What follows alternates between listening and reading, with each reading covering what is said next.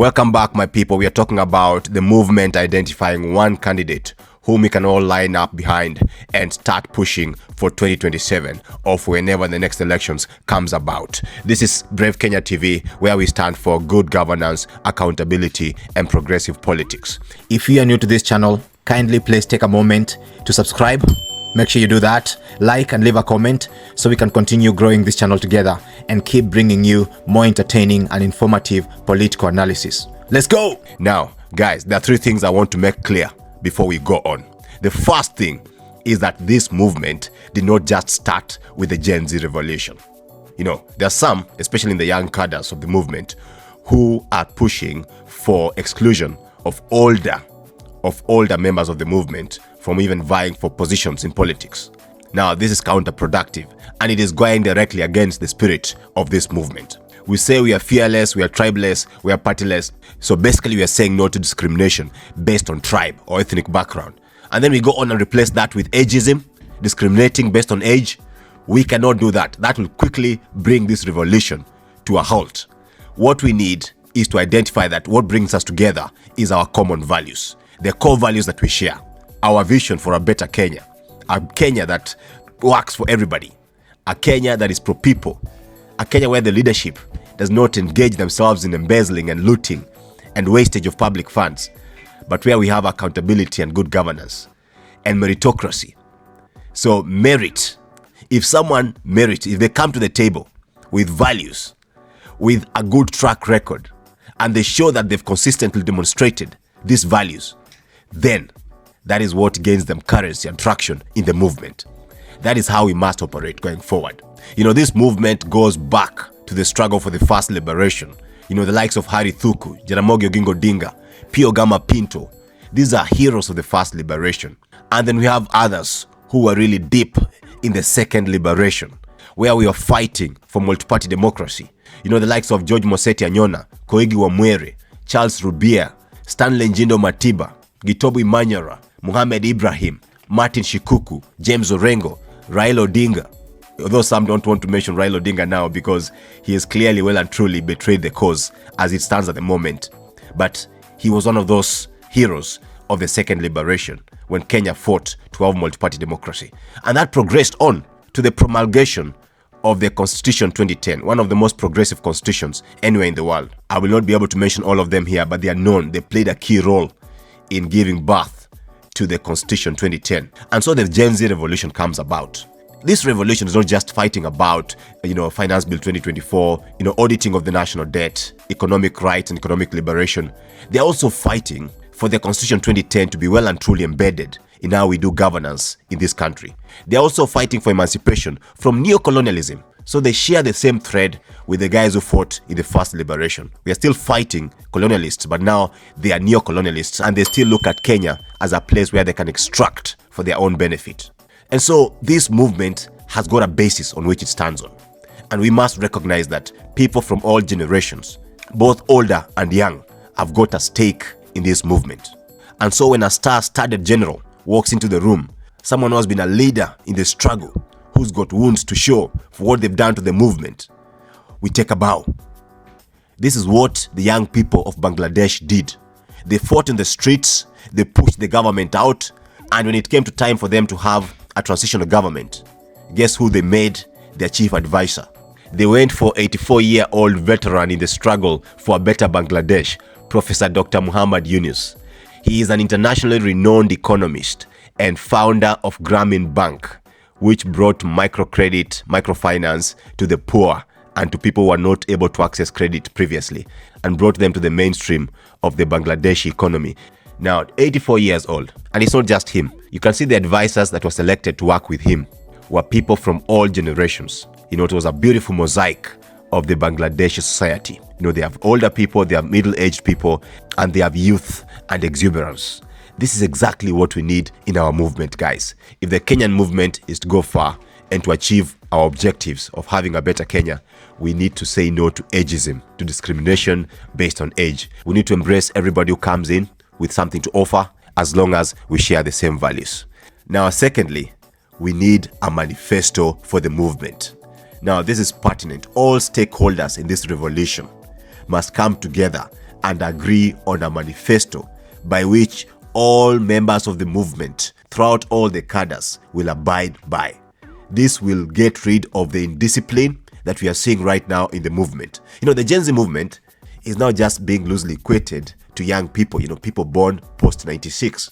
And this is rendering them to being exploited, to being used by all manner of charlatans. You can see UDA and ODM have got their own wing of Gen Z. You can see Okoa Kenya trying to get Gen Z to back them. Every manner of politician out there is trying to tap into Gen Z because they just believe that Gen Z is just young people going out there and yapping. But the Gen Z movement, which we can now call the Gen Zote movement because it embraces all generations, is a movement that is out to get total system change in Kenya, is out to birth a completely new Kenya where we do things differently, where governance, accountability are embedded in how we do our politics. And so the only way we safeguard the movement from all these hyenas and vultures and jackals who are circling around is to have a clear manifesto by which everyone who ascribes to the movement is bound and guided. Now, for instance, Kasmuel Makure, goes to Bomas and makes a speech that is clearly not in line with what we had agreed in the movement. The movement has, through consensus, agreed that both Ruto and Gachagua need to go. And that is something that is clear to everyone, based on our belief that we are against bad governance anywhere and everywhere. We cannot be selective and choosy. But this is not written anywhere. We don't have a manifesto that can enforce that. So Kasmuel can go out there and make all the blunders that he made at Bomas and come back and unashamedly try to defend himself. And yes, we can try to hold his feet to the fire, and we should do so, but this could be avoided if we had a manifesto where we can tell him, Comrade Kasmuel, you need to stand down, you need to apologize for doing this because you've gone against our manifesto. So clearly, this is something we need to address, and I call upon all the leaders who are in charge of the movement right now to make this matter a priority, to sit together and agree on how the movement is going to progress going forward. So the moment we don't have a collective manifesto, we are exposed as an amorphous, an ambiguous, an abstract body that can be described by our detractors as being formless. But we know we are not formless. We have a core, we stand for something, and that something has to be put down on paper so that it is known that anybody who claims to speak for the movement must ascribe to these core values as stipulated in our manifesto. Now, the third thing I'd like to emphasize is that leadership in the movement should be based on merit and track record. The individual who rises naturally to become leader of the movement has got to be someone who has demonstrated the values that we stand for. He is a proven servant of the people who has been true to the cause. Guys, we need track record. We cannot afford a situation whereby a John Come lately just walks into the movement and becomes a leader in the movement just because they can talk or they've got some unique skill. Yes, bring that on board, but let's audit them first.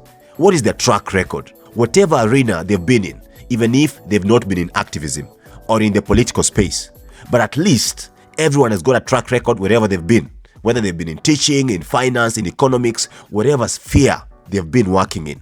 Someone has got a track record that shows what kind of individual they are. And this is where we need to bring in and ruthlessly enforce Chapter 6 of our Constitution on leadership and integrity. Guys, this has to be enforced proper in the movement. We have to look at your track record, and if there are any integrity issues, you have to stand aside because we don't have a shortage of leaders who have got a clean track record. Remember, we are trying to leave RUTOism behind. And one way we do that is to actually get leaders who've got a clean track record. Now, Mbiguna seems to be pointing this out and also emphasizing on the need to have a manifesto when he says, any movement built around an individual will and must fail. All genuine movements are built around revolutionary values and issues and have a collective and collegial leadership. Anything else is a dangerous ego trip that has birthed and will continue to birth tyrants. Now, he's going hard on this. And I did a bit of digging in his tweets to find out what he was talking about here. And he seems to bring it all out when he says here that my problem is that you don't see the frailties all around you, including with Morara, who is potentially another Ruto, unless he works hard to eliminate those narcissistic tendencies Ruto has. So clearly, red flags are being raised here. The movement is about the collective. It's not about me. It's about what the movement is trying to achieve. Whether it is me leading it or anybody else, it should not matter. Remember Martin Luther's speech that even if I don't get to the promised land, I believe that we as a people will get to the promised land. That is the spirit of a true revolutionary. You're in this cause, you're a soldier in this cause. Whether people recognize you, whether people fete you, it doesn't matter. It's about us getting to where we want to go.